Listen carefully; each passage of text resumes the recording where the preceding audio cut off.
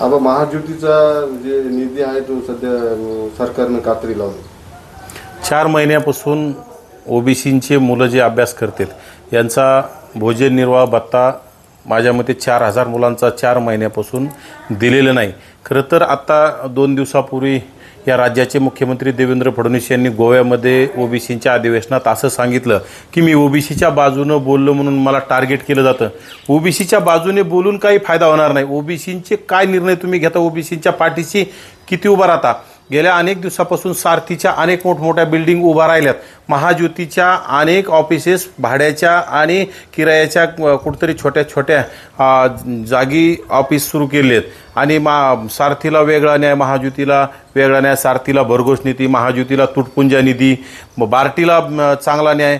परंतु महाज्योती ओबीसींसाठी ज्या 18 पगड जातीतील 12 बलुतेदार, 18 आलुतेदार ह्या लोकांसाठी, ह्या गोरगरिबांच्या मुलांसाठी महाज्योती ही स्थापन केली. परंतु यामध्ये राज्याच्या मंत्रिमंडळाचं सपशेल दुर्लक्ष आहे. आणि खरं तर राज्याचे अर्थमंत्री माझ्या मते अजितदादा जाणीवपूर्वक ओबीसींच्या विद्यार्थ्यावर अन्याय करण्याचं काम करतात. याच्यावर वारंवार आमचे सहकारी असतील, आमच्या ओबीसीमधील अनेक ओबीसी नेत्यांनी हे प्रश्न मांडले. परंतु अद्यापसुद्धा आज बातमी ज्यामध्ये फ्लॅश झाली की ओबीसींच्या मुलांची म्हणजे निर्वाह भत्ता, भोजन भत्ता हा 4 महिन्यापासून 4,000 मुलांचा मिळाला नाही.